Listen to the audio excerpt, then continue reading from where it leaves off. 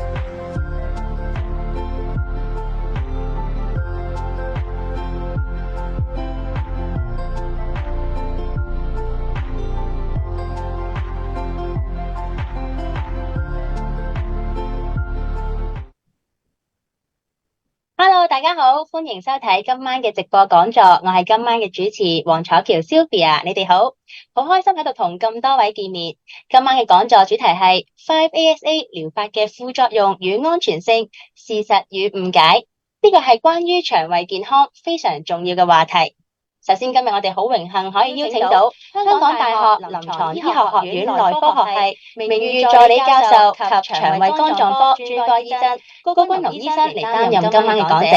高醫生喺腸胃疾病嘅治療同埋研究方面都有好豐富嘅經驗，特別係 5ASA 療法。而今次嘅講座係由輝靈製藥有限公司全力支持，特別鳴謝佢哋嘅贊助。喺呢個時間咧，我哋將會交俾高醫生。咁提一提大家啦，我哋講座咧係有15分鐘嘅問答環節。咁多位觀眾朋友睇緊直播嘅時候，如果有任何嘅問題或者想了解多啲，歡迎大家可以隨時喺下面嘅留言板留言發問。喺以下嘅時間咧，我哋交俾高君龍醫生，我哋講解一下遵從用藥指示，無懼炎症性腸病復發。以下嘅時間你交俾高醫生，唔該晒。好，咁唔該晒 Sylvia， 咁亦都喺呢度咧，多謝香港結腸友會啦，同埋輝靈製藥嘅邀請嘅，咁就俾我可以喺呢度咧有個機會同各位病友啦，同埋觀眾咧分享一啲關於對於潰瘍性炎症性腸病嘅一啲治理嘅資訊嘅，咁尤其是 5ASA 喺潰瘍性結腸炎嘅一啲用法啊、副作用啊、安全性等等嘅資訊嘅，咁。以下來嘅20至30分鐘啦，會有一個簡短嘅講座啦。咁之後咧，如果聽眾有啲咩問題咧，都可以歡迎發問嘅。好，咁炎症性腸病啦，我諗大家都應該聽過嘅。咁佢係一個自體免疫性嘅疾病。咁點解咧？即係個身體本身啦，因為個免疫系統紊亂咧，導致自己攻擊自己嘅腸臟，包括係大腸啦同埋小腸，繼而導致發炎啊，同埋一啲症狀嘅。咁炎症性腸病啦，多數喺15至30歲呢一段嘅期間發病嘅，所以我哋好多嘅病人咧都係十分之年輕啦，同埋可能正仲係喺求學啊或者工作嘅階段，而呢個病對佢嘅生活咧，亦都有一定程度嘅影響嘅。咁至於發病嘅原因咧，暫時醫學界咧未有一個單一嘅原因可以解釋到點解會有呢個炎症性腸病嘅。咁而家就好多個解釋啦。咁通常個睇法咧都係有多種嘅原因咧，咁就相互作用而導致呢個發病嘅。咁中間包括基因遺傳啦。咁可以見於如果本身父母或者兄弟姊妹有炎症性腸病而說嘅話咧，咁佢自己發病同樣亦都有炎症性腸病嘅機會咧，會比一般人高嘅。咁再嚟啦，亦都有研究顯示啦，食物裏邊嘅添加劑，尤其是好多人工嘅添加劑、乳化劑、色素等等咧，亦都可能會導致呢一個炎症性腸病嘅發病啊，或者佢嘅中間嘅復發嘅。咁而近年啊，亦都有一啲嘅越嚟越多嘅研究顯示咧，其實腸臟裏邊咧有啲我哋叫做一啲微生物或者叫微生態，咁佢同個腸臟嘅黏膜啊，同埋個人體本身嘅免疫系統咧，亦都會相互作用嘅。咁而呢一個作用如果有失衡嘅情況咧，亦都會導致唔同嘅腸病，包括炎症性腸病嘅產生嘅。咁而炎症性腸病可以分為兩大類啦，第一就係克隆氏症 （Crohn's disease），而另外一個咧就係今日會講多啲嘅潰瘍性結腸炎 （ulcerative colitis） 嘅。咁而兩者嘅病徵咧有啲相似，亦都有啲唔同嘅。咁正正就係因為兩種腸炎咧影響一部分嘅腸咧係一樣，咁而亦都有少少嘅唔同，咁而導致個症狀有少少嘅分別嘅。咁首先講潰瘍性結腸炎啦。咁就最常見咧，患者會有大便帶血嘅情況嘅。咁帶血嘅情況可能係你抹緊嗰陣有啦，或者直情係屙落個廁盤，成個廁盤都係血咁樣樣嘅。除咗血便之外咧，亦都會有肚屙。咁通常肚屙嘅情況就係會大便稀爛啊嘅情形嘅。咁可以係病人一覺得大便便急啦，有便意啦，就即刻要去忍都忍唔到。又或者咧去完之後，好似屙嚟屙去都屙唔清好快又要想再屙咁樣樣嘅。咁而克隆氏症啦，咁就克隆氏症除咗影響結腸，即係我哋俗稱嘅大腸之外咧，佢亦都可以影響小腸，甚至乎胃啊、食道等等嘅。咁所以佢嘅症狀咧會比較廣泛啲。咁佢肚痛，亦都同樣會有肚痛嘅情況啦。咁亦都會有肚屙嘅情況嘅。咁而如果克隆氏症影響咗小腸嘅腸臟啦發炎，咁個腸腫咗咧，咁可能患者會摸到喺腹部可能會有嚿嘢啊，有啲硬塊咁嘅情況。而嚴重嘅發炎咧，除咗影響嗰個身體之外咧，亦都會影響食物嘅營養吸收嘅。所以克隆氏症尤其是發育時期發病嘅病人咧，好多時會有體重下降嘅跡象。而正如頭先講到啦，如果克隆氏症影響到上消化道一啲例如胃部啊、食道啊等等咧，有機會咧病人亦都會有嘔吐嘅情況嘅。而除咗影響腸臟之外咧，克隆氏症亦都可能影響到結腸肛門附近嘅地方啦導致會有啲漏管一啲囊腫嘅情況出現嘅。咁而有少部分嘅病人咧，個炎症性腸病除咗影響個腸道之外咧，有時佢會影響到腸其他嘅腸以外嘅其他器官嘅。咁其實呢個亦都係因為本身個免疫系統啦，有啲紊亂，除咗攻擊腸臟之外咧，有機會攻擊埋我哋其他身體嘅一啲器官嘅。咁包括可能會攻擊隻眼啦，咁個症狀咧可能就會忽然間一邊或者兩邊眼紅、眼痛、不停流眼水，嚴重嘅甚至乎會影響到視力咁樣樣嘅。咁再嚟就係皮膚或者黏膜啦，咁個表徵可以係喺四肢啦，尤其是下肢上5寸、下5寸嗰啲位，忽然間紅腫咗一嚿，同埋會痛嘅通常。咁另外亦都有時咧，會有時啲傷口唔好，甚至乎個傷口咧越嚟越大啊，有個涵膿咁嘅情況嘅。咁另外啦，尤其是有啲克隆氏症嘅患者咧，好多時有啲我哋叫做口腔潰瘍，即係俗稱生飛滋咁嘅情況啊。咁譬如啲飛滋生得好大啊，或者成日生完又好耐先好得翻咁樣樣。咁再嚟就係關節啦。咁身體唔同地方嘅關節咧都有機會受到影響嘅。咁有時包括一啲小關節啦，譬如一啲手指啊、手腕嘅關節。咁再嚟啦，可能有時係啲嘅脊椎啦，無論係頸椎或者係腰椎、盆腔附近嘅關節咧，有時都會係受到影響嘅。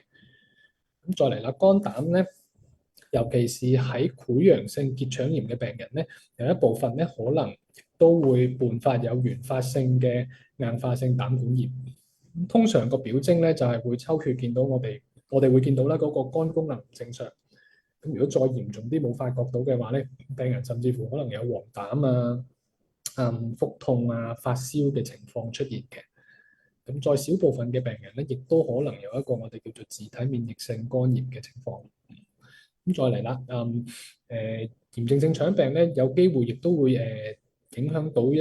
導致一啲全身性嘅情況嘅，包括貧血啦。咁貧血嘅原因可能係因為長時間嘅發炎，又或者腸臟發炎導致個營養吸收得唔好啦，尤其是鐵質、維他命 B12、葉酸等等嘅營養吸收得唔好咧，都可能會有貧血嘅。咁除咗貧血之外啦，亦都患者咧，亦都會比一般人大機會有骨質疏鬆嘅情況，同埋其他營養不足嘅情況嘅。咁而喺入院嘅病人，咁尤其是可能最近做過手術啦，又或者伴隨有最近有臥床嘅病人咧，靜脈栓塞嘅機會咧，亦都會比一般人高嘅。咁再嚟啦，就係講炎症性腸病嘅檢測方式嘅。咁隨住我哋嘅醫學進步啦，其實我哋亦都有好多嘅而家現行有好多嘅檢查咧，可以去幫我哋評估一個病人係唔係有炎症性腸病，又或者評估佢嘅炎症性腸病咧有幾嚴重嘅。咁但係調翻轉亦都講咧，我哋冇一個檢查就可以講得實病人係唔係有炎症性腸病，或者就講到你嘅炎症性腸病咧係唔係活躍嘅。咁呢個亦都係呢個病有時有啲我哋叫 challenging 嘅地方。咁通常咧，我哋睇病人翻嚟覆診啦，或者我哋評估一個病人嗰陣咧，首先會睇下嗰啲臨床症狀啦，包括頭先所講嘅症狀。咁亦都會有時會有個症狀嘅評分啦嚇。咁再嚟啦，亦都會睇下評估下啲症狀有冇影響到我哋所謂嘅 QOL，即係一啲 quality of life 病人嘅生活質素啊。咁尤其是頭先講咗啦，好多時係一啲年輕病發嘅病人，會唔會影響到佢平時嘅一啲學業啊、生活啊、工作等等嘅。咁再嚟啦，有啲我哋可以抽血，亦都可以睇到嗰個有冇腸嘅一啲發炎嘅情況啦。咁常用嘅常見嘅抽血指標啦，包括 CRP 啦、C-reactive protein，咁一啲發炎嘅會導致高嘅一啲血液蛋白啦。再嚟就係 ESR。咁另外我哋亦都會驗下病人嘅血紅素啦，睇下有冇頭先所講貧血嘅情況。而一啲用緊生物製劑嘅病人咧，我哋亦都會抽血啦，睇下佢嗰個藥物嘅濃度，咁睇下需唔需要進行藥物嘅調校嘅。咁除咗驗血啦，咁我哋亦都可以驗大便咧，嚟睇下個腸有冇發炎嘅情況嘅。咁我哋香港主要係驗呢個叫做鈣維蛋白 （fecal calprotectin） 嘅。咁個原理就係其實發炎咧，其實就係啲身體裏邊有啲我哋呢啲發炎細胞一啲白血球咧，就會走咗去個腸嗰度嘅。咁呢一個所謂鈣維蛋白咧，就係一啲由白血球嗰度分泌出嚟嘅一啲蛋白質。咁如果我哋喺大便驗到呢個水平好高嘅話咧，其實就間接反映咗病人個腸咧，可能係有一個明顯發炎嘅情況嘅。咁再嚟啦，就係一啲我哋叫做俗稱掃描嘅檢查。咁包括可以係電腦掃描啦，即係 CT 或者磁力共振嘅檢查嘅。咁再嚟一陣間會再講多少少咧，就係我哋一個香港都算係比較新引入嘅一個叫做所謂叫做腸道嘅超聲波檢查。咁呢個一陣間會再講多少少嘅。咁再嚟咧就係我哋嘅內窺鏡檢查。咁呢個咧可以話我哋叫做 gold standard 啦嚇。咁因為佢個內窺鏡擺咗支鏡入去，無論係大腸鏡或者係小腸鏡，咁我哋可以直接睇到病人嘅腸嘅黏膜啦，有冇明顯發炎，或者有冇話其他嘅原因解釋到病人嘅症狀。而另外咧，除咗睇到之外咧，我哋同時亦都可以攞一啲組織拎去做一啲病理化驗啦。去確診係發炎，同埋亦都排除一啲其他嘅原因啦，包括一啲感染等等嘅。好，咁我哋會再講多少少潰瘍性結腸炎嘅。咁潰瘍性結腸炎就炎症性腸病嘅一種啦。咁佢嘅發病咧，局限於係我哋俗稱嘅大腸啦，即係結腸同埋直腸嘅情況嘅。咁通常咧，佢發炎咧就會由嗰個直腸開始啦，咁就好似而家呢幅圖咁樣樣嘅，由直腸嘅末端開始發炎，咁通常佢發炎咧就會我哋所謂叫做彌漫性或者連續性，即係成條腸連住嘅黏膜咧都會發炎嘅。咁通常由直腸一路發到去大腸嘅開端咁樣樣嘅。咁而我哋喺病理度睇咧，佢發炎嘅主要咧就喺大腸嘅黏膜層同埋黏膜下層嘅。咁呢個其實就同克隆氏症有少少唔同嘅。克隆氏症咧咁就會大腸嘅所有嘅層數咧都會受影響，同埋佢除咗影響大腸之外咧，小腸亦都會受影響嘅。咁講翻潰瘍性結腸炎啦，我哋一般會分為3類嘅，就住發炎嘅部位，咁就好似呢幅圖咁樣樣啦。咁而最左手邊proctitis 即係直腸炎，咁患者呢個發炎情況咧，主要就局限喺嗰個大腸嘅末端直腸嘅位置嘅。咁再嚟啦，就係中間我哋叫做 left side， 即係左邊嘅大腸炎。咁除咗直腸以外咧，佢就乙狀結腸同埋呢個降結腸嘅部分都會有呢個發炎嘅情況嘅。咁最後咧就係最嚴重嘅，我哋叫做 extensive colitis 或者 pancolitis 啦。咁即係成條大腸啦，即係多過直腸同埋乙狀結腸、降結腸，咁可能佢直情橫結腸、升結腸咧，成條大腸咧都會受發炎嘅影響嘅。咁呢個通常我哋確診咗潰瘍性結腸炎咧，都會就住患者嘅發炎情況咧分呢幾類嘅。咁呢個對我哋稍後講嘅用藥咧，亦都會有嗰個影響嘅。咁呢個係喺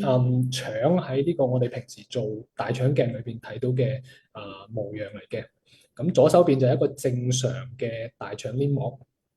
咁可以見到咧，首先有一劃劃呢啲咧，我哋叫做啲mucosal fold，即係一啲正常嘅大腸嘅皺褶嚟嘅。咁再嚟啦，就見到個黏膜好靚啊，啲血管咧都可以清楚咁見到嘅。咁呢個其實係喺個黏膜同黏膜下層嘅一啲微絲血管嘅。咁再嚟睇睇右手邊啦，咁啊見到頭先見到嗰啲正常嘅大腸皺褶同埋嗰個大腸嘅一啲微絲血管咧，都完全見唔到啦。咁因為其實個大腸咧係明顯咁發炎緊，同埋佢咧睇落去咧就好似腫起咗咁，咁啊遮住咗正常嘅一啲組織嘅。咁同埋亦都見到啦，有啲地方好紅咧，其實係有啲潰瘍黏膜出血嘅情況嘅。咁亦都見到呢個其實係成條腸啦，呢個就係我哋所謂嘅連續同埋彌漫性嘅發炎嘅。咁呢個係好多時潰瘍性結腸炎發作嗰陣咧，腸鏡都會係咁樣嘅情形嘅。咁頭先提過啦，我哋而家有個比較新嘅檢查咧，叫做腸道嘅超聲波檢查嘅。咁其實呢個喺外國都唔算新㗎啦，喺歐洲啦，譬如佢哋嘅腸胃科亦都一路做咗超聲波好多年嘅。咁佢哋嘅研究亦都顯示咧，咁用超聲波嚟檢查腸係可行，亦都係一個非入侵性、好方便嘅一個檢查，初步檢查腸部嘅方法嚟嘅。咁超聲波點樣做啦？可以一般好似我哋照肝腎嘅超聲波，咁啊經過個肚皮、腹部咁去照啲腸啦。咁亦都有時咧會喺肛門，即係會陰附近咧，咁亦都可以擺個超聲波探頭去睇嗰度附近嘅腸同埋一啲腸相關嘅組織嘅。咁無論係克隆氏症或者潰瘍性結腸炎咧，都係適合做呢個腸道超聲波嘅檢查嘅。咁而外國嘅研究亦都顯示啦，咁如果你照得準嘅話咧，其實佢嘅準確度咧，直情可以同電腦掃描啦，或者磁力共振咧係相比嘅。咁同埋如果我哋喺個超聲波見到發炎，咁我哋都真係幫病人用個內窺鏡去睇嘅話咧，其實嗰個發炎嘅程度咧，亦都係有關聯嘅。咁所以咧，呢個腸道超聲波咧，我哋亦都用落咧，亦都覺得佢對監察呢個發炎情況啦，同埋評估呢個治療反應咧，係十分之有用嘅。咁而就病人嗰方面咧，亦都相對方便嘅。咁第一啦，佢唔使好似做腸鏡或者做掃描咁啦，需要食瀉藥或者有一啲特別嘅藥物準備。咁甚至乎咧，其實佢都唔使要咁食嘅。咁病人譬如你翻到嚟我哋門診覆診啦，日間中心吊藥，或者真係入咗院啦，我哋亦都可以隨時咁用呢個超聲波嚟對個腸道進行檢測嘅。呢、個就係顯示個掃描嘅次序啦。通常我哋會照咗個大腸先嘅咁尤其是我哋今日主要講潰瘍性結腸炎，主要就係影響大腸啦。而克隆氏症嘅病人，我哋咧除咗照個大腸之外咧，亦都可以如好似圖右邊咁樣啦，可以掃埋照埋嗰個小腸，睇下有冇明顯發炎嘅情況嘅。咁呢個就係嗰個腹部超聲波個圖。咁左手邊就係一個正常嘅腸啦。咁我唔肯定大家見唔見到我嗰個mouse 個 cursor 嚇。咁個圖有幾點黃色 mark 住嘅咧，就係一個正常嘅腸嚟嘅。咁呢一個應該係一段嘅大腸，咁就係橫結腸嚟嘅。咁我哋見到咧，正常嘅腸咧，佢有幾浸嘅，咁同埋嗰幾浸都係好薄嘅啫。咁正常通常我哋量咧細過3個毫米嘅。咁而右邊嗰幅圖咧，咁就可以見到啦，亦都係黃色有幾個指標指咗呢一橛圓形嘅呢橛，就見到係一橛發炎嘅腸嘅。咁其實佢就脹咗嘅。咁呢度量咧，其實就多過5個毫米嘅嗰個腸壁嘅闊度。咁其實就係表示佢有嗰個發炎嘅情況，同埋亦都見到啦，佢嗰個黑白嘅分層咧，同左手邊正常嗰個腸咧係亦都有啲唔同，同埋附近亦都有啲嗰個軟組織咧，好光好白咧，其實都係一啲發炎嘅反應嚟嘅。咁通過呢啲唔同嘅指標呢啲厚度我哋就可以初步評估到咧，病人嗰個腸咧有冇一個明顯發炎嘅情況嘅。咁講翻潰瘍性結腸炎啦，唔好意思。咁講翻潰瘍性結腸炎啦，咁我哋亦都有分呢個發炎嘅程度嘅。咁我哋分輕度、中度同埋嚴重啦嚇。咁最主要睇幾個指標嘅。咁最緊要就係睇嗰個病人血便嘅次數幾多嘅。咁而輕度嘅病人咧，咁排屙血嘅次數咧，每日就唔應該多過4次嘅。咁4至6次咧，我哋就為之中度啦。大過6次嘅話咧，其實已經係一個嚴重嘅潰瘍性結腸炎發炎㗎啦。咁另外咧，輕度嘅病人咧，除咗屙血之外咧，就唔應該有發燒心跳快明顯貧血或者一啲我哋抽血發炎指數好高嘅情況嘅。咁如果有呢啲咁嘅情況咧，亦都留意會唔會係一個嚴重嘅潰瘍性結腸炎嘅翻發嘅情況嘅。咁因為咧尤其是嚴重嘅病人咧，有啲會轉差咧，會發展為呢個我哋叫做急性重症性嘅潰瘍性結腸炎。咁其實即係個腸嘅發炎咧，十分之嚴重，甚至乎引發一個全身嘅發炎反應嘅。咁其實如果唔及時處理或者遲咗處理咧，會有生命危險，同埋有機會咧發展就我哋叫做一個毒性嘅巨結腸症，即係個大腸發炎發到脹咗，唔識喐，咁有機會咧直情會有穿腸敗血症咁樣嘅情況嘅。咁所以咧，如果有懷疑自己有嚴重嘅結腸炎嘅情況咧，要盡早去求醫啦。咁除咗話發炎係翻發有肚屙嘅情況啦，咁其實有其他嘅原因咧，亦都可能會係引致一啲肚痛肚屙嘅情況嘅。咁最常見嘅就係一啲感染啦，包括呢一隻嘅我哋叫做 C. diff 嘅細菌感染。咁常見於就係病人如果之前用過抗生素，尤其是經常用抗生素啦，或者一啲出入醫院比較頻繁嘅病人咧，都有機會惹到呢一隻菌嘅。咁另外啦，就係一個叫做巨細胞病毒 CMV 嘅感染，亦都可以引致大腸發炎血便肚痛咁嘅情況嘅。咁再嚟啦，就係一啲細菌過度增長咧，咁佢亦都會引致一啲發炎發脹咁嘅情況。咁再嚟咧，就有啲喺尤其是一啲小腸發炎或者腸道做過切除嘅病人咧，咁有機會佢哋嘅膽汁嘅吸收或者代謝咧冇一般人咁好，咁亦都會影響到個消化，繼而影響到一啲腸道嘅症狀咧，咁就好似腸炎翻發咁樣樣嘅。咁再嚟啦，一個好常見嘅咧，一個叫做 irritable bowel syndrome，咁俗稱叫做腸燥症或者叫做腸易激綜合症。咁其實呢個就係一個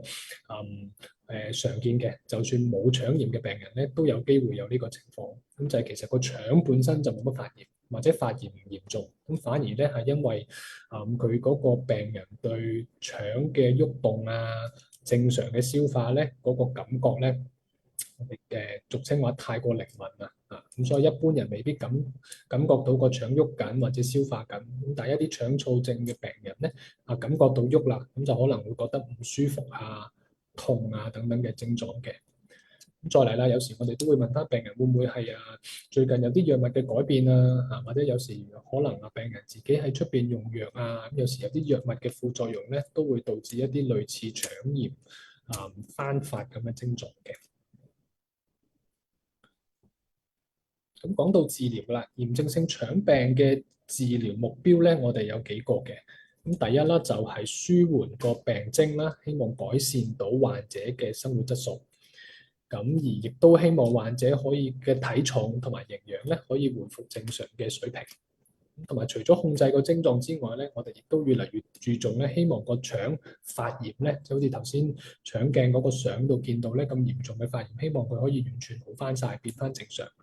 咁啊，減低佢第時再發、復發或者日後出現併發症嘅風險嘅。咁包括咧減低將來住院啊，要做手術切腸嘅情況。咁同埋啦，尤其是喺潰瘍性結腸炎嚟講咧，咁就希望減低個發炎，進而減低長遠嚟講咧患大腸癌嘅風險嘅。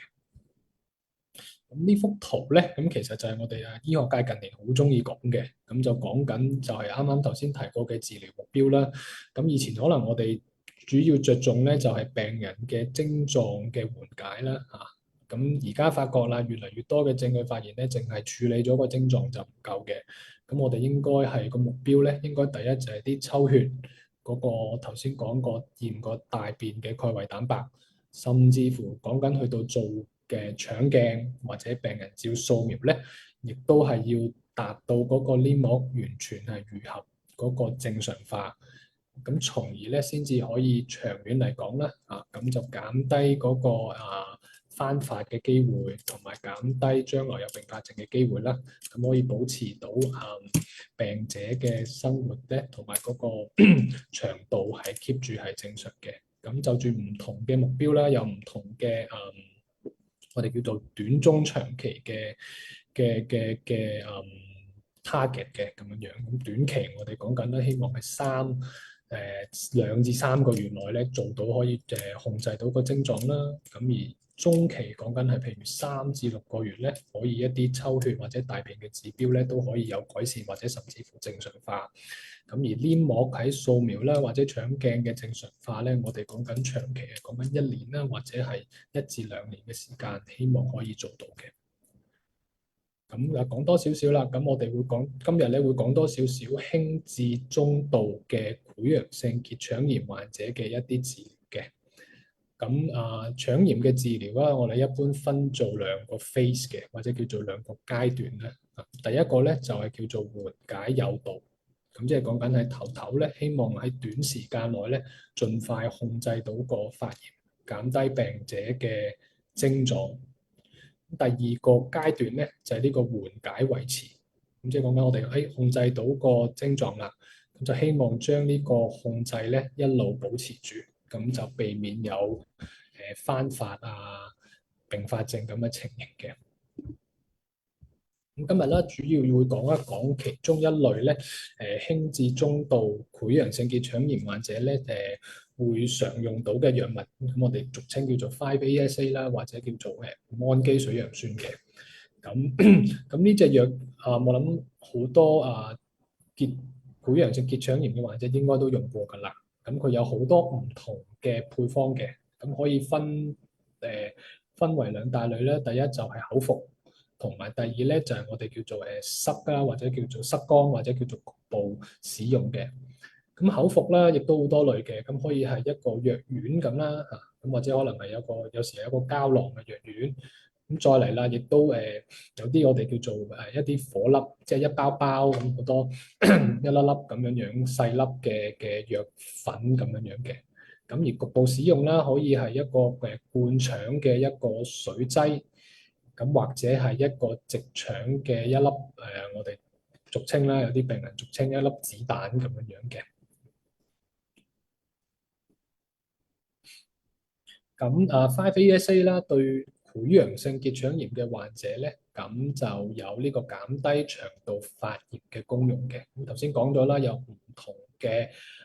配方咧，無論口服或者外用都有嘅。咁就副作用咧，其實唔太多嘅，常見嘅咧通常一啲輕微啦，我哋見到所謂頭痛啊，或者有時啱啱開始用會有啲腸胃不適嘅情況嘅。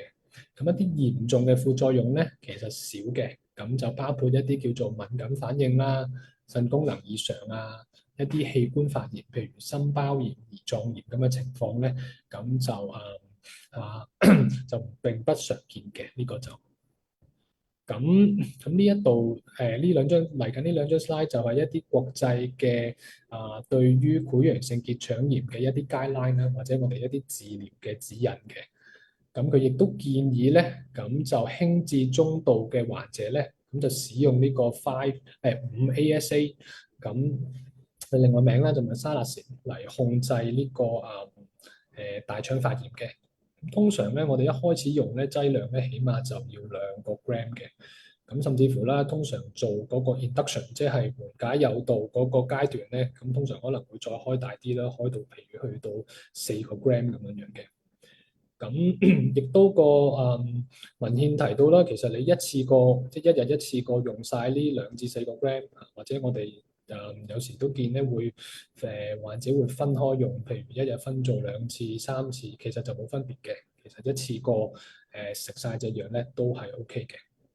咁而頭先講過啦，唔同配方、唔同種類嘅 5-ASA 藥物咧，臨床上對控制個腸炎咧冇話明顯嘅分別嘅。咁其實病人就可以因應翻自己個病情啦，或者因應翻有啲病人可能覺得我食藥丸方便啲嘅，咁有啲就話唔係喎，我覺得藥丸難吞啊，我想用啲顆粒啊、沖水啊咁樣飲咧，亦都係可以嘅。咁再嚟啦，咁頭先講啦，潰瘍性結腸炎有分幾種嘅，咁而左側嘅結腸炎患者啦，即係講緊如果個病主要係影響結腸、乙狀結腸同埋左邊即係降結腸嘅患者咧，咁可以咧考慮外用嘅 5-ASA，即係講緊可能係塞缸嘅子彈啊或者水劑咧嚟控制啊，咁即係可能唔使食藥住，我哋淨係用塞缸嘅 5-ASA 亦都 OK 嘅。咁塞缸嘅藥物除咗 5-ASA 咧，咁有啲類固醇咧，亦都有塞缸嘅。咁不過我哋個指引上咧就建議就試咗用 5-ASA 先嘅。咁而有直腸發炎影響嘅患者咧，咁就除咗外用之外咧，咁而外用口服夾住嚟用咧，亦都 OK 嘅。咁尤其是咧，特別係一開始病情活躍嗰陣咧，好多時我哋會口服再加埋外用咧，咁就一次過希望盡快控制到個發炎情況嘅。咁輕至中度嘅病人，除咗 5-ASA 之外咧，打一啲嘅類固醇，咁尤其是一啲主要喺個腸道作用嘅類固醇，咁相比起一啲我哋叫做全身性都有作用嘅類固醇咧，亦都係合適嘅。咁尤其是一啲我哋試完5-ASA 效果唔好，或者可能唔夠力嘅病人咧，或者有副作用啦，咁亦都可以使用呢個budesonide MMX 嘅。咁就頭先講完就係緩解誘導，即係講緊我哋控制個腸炎啦。咁而家控制到腸炎，去保持住個控制咧，其實病人可以繼續用呢個5-ASA 嘅。咁通常咧個劑量都係維持翻喺2個 gram，咁就唔一定要食到話4個 gram 食，可以做相對調低翻少少嘅。咁同埋咧嗰個塞腸嘅，無論係水劑啊或者個塞劑咧，亦都係可以繼續用。咁一啲如果經常翻發啦，或者好多時要靠類固醇嚟控制個發炎嘅病人咧，我哋可能會加其他嘅藥物嘅，咁包括呢個叫做硫嘌呤 thiopurine 嘅藥物咧，去幫手去控制個免疫系統，進而控制個發炎情況嘅。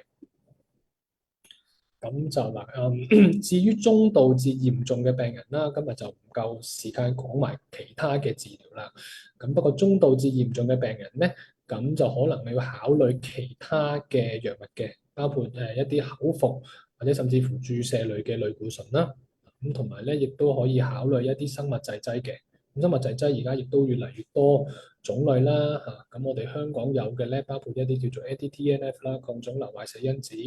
anti-integrin 抗整合素同埋一啲叫做 anti-interleukin 抗白介素，咁而比較新嘅咧，亦都有啲口服嘅我哋所謂嘅標靶藥，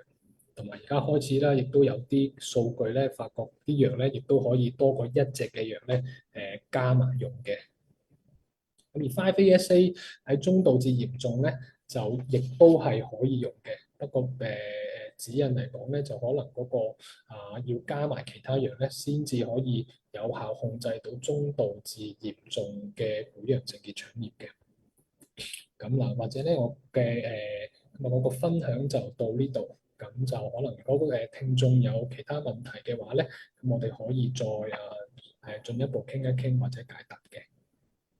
好多謝高君龍醫生咁詳細嘅分享同埋講解，跟住嘅時間咧，我哋會係問答嘅環節。咁多位咧睇緊直播嘅朋友啦，如果你剛才咧聽完醫生嘅分享之後，任何嘅問題或者想了解多啲嘅話咧，歡迎可以喺下面嘅留言板嗰度留言嘅，因為高醫生咧喺呢個時間啦都會答咁多位嘅提問嘅喎。咁呢個時間咧，等我睇下啲朋友們啦，有啲咩嘅問題係問咗先。係啦，大家咧可以繼續啦，可以喺留言板嗰度咧都可以繼續發問嘅。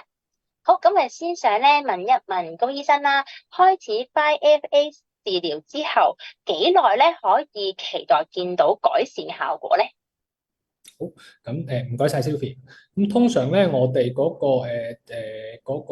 一開始嗰個治療階段咧，通常都要幾個星期先至可以明顯見到嘅。咁有時病人講緊話，點解隻藥冇用啊？咁但係我哋問我，其實食咗淨係用咗幾日嘅啫。咁其實幾日甚至乎一兩個禮拜咧，有時係未見起效嘅。我哋講咗起碼一個療程起碼4個星期，或者文獻啦講緊可能。一開始要控制發炎咧，可能講緊要4至12個星期先至話可以斷定咧個 5-ASA 對腸炎控制咧有冇效嘅。咁另外咧，想問下，如果長期連續使用 5-ASA 嘅話咧，會唔會有啲咩嘅風險㗎？好，咁就頭先講過啦。咁嚴重 5-ASA 咧嚴重風險咧，咁就其實就好少嘅。咁其實呢隻藥咧，講翻其實喺1980幾年咧已經係攞嚟醫呢個炎症性腸病嘅，尤其是係潰瘍性結腸炎嘅。通常我哋平時見到嘅一啲臨床嘅副作用咧，都係一啲比較輕微，譬如一開始用咧，可能患者唔慣啊，一啲腸胃不適或者係一啲頭痛啊咁嘅情況。咁頭先講過一啲比較嚴重嘅一啲敏感反應啊，或者有時影響到一啲特定嘅器官，包括係心啊、腎啊嗰啲咧，其實就好少見嘅。咁其實最緊要咧，都係病人就留意住，第一就係嗰個腸嗰個症狀有冇改善，同埋話會唔會食下有啲其他一啲解釋唔到嘅症狀咧，咁就盡快反映翻俾俾佢嘅醫生啦，或者醫護人員知嘅，咁就睇下會唔會嘅有機會係關個 5-ASA 事。所以話咧，我如果有任何嘅問題遇到嘅時候啦，最緊要咧都要請教下專家啦，或者係醫生嘅意見啦。咁另外都有啲朋友咧就想問一問 5-ASA 嘅治療咧，可唔可以同其他藥物或者係治療嘅方法咧去結合使用嘅咧？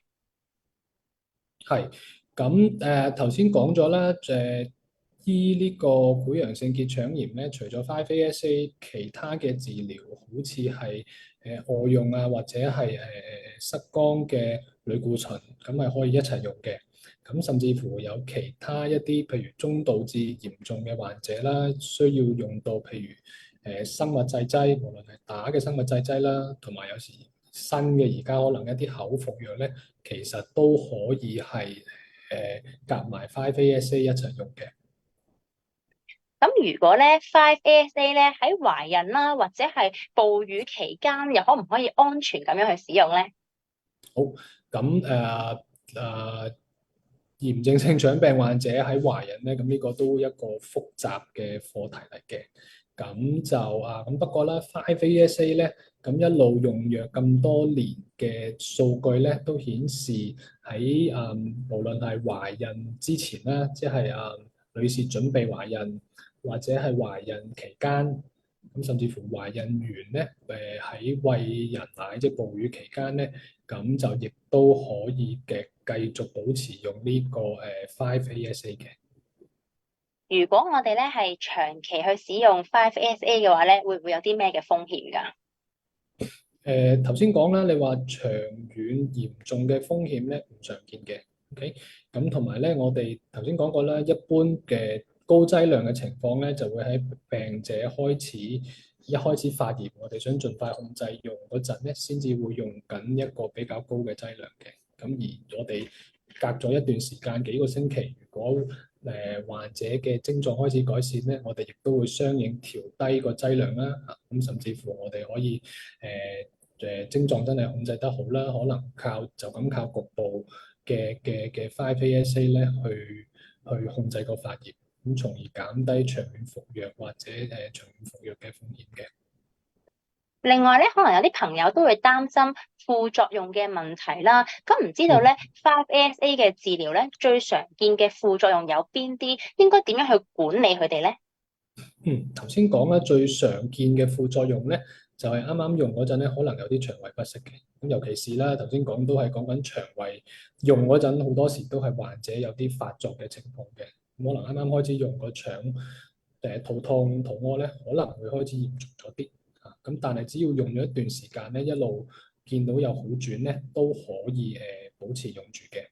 咁除非啦，真係我用緊講緊可能用咗一個月同埋兩個月都完全冇反應，甚至乎越嚟越差咧，咁就應該係覆診啦，或者係盡快同翻佢嘅腸胃科或者主診醫生咧去講翻嘅。咁如果唔係一般嘅腸胃不適啊，一啲我哋嘅頭痛啊、頭痛頭暈咁嘅副作用咧，一般都係輕微可控嘅。今日咧，我哋好多謝高醫生啦，咁詳細咁樣同我哋分享咗咁多重要嘅資訊啦，同埋答咗我哋咁多嘅問題㗎。咁今日咧，我哋講座已經嚟到尾聲啦。再一次多謝腸胃肝臟科專科高君龍醫生擔任我哋嘉賓，分享咗好多有用嘅資訊，同埋答咗咁多嘅提問。同時咧，我哋都好多謝我哋嘅主辦單位香港結腸友會同埋輝靈製藥有限公司嘅全力支持。如果咁多位咧都想接受更加多嘅資訊同埋專家嘅意見，歡迎讚好同埋追蹤香港結腸友會 Facebook 專頁。最後祝大家身體健康，我哋下次再見，拜拜。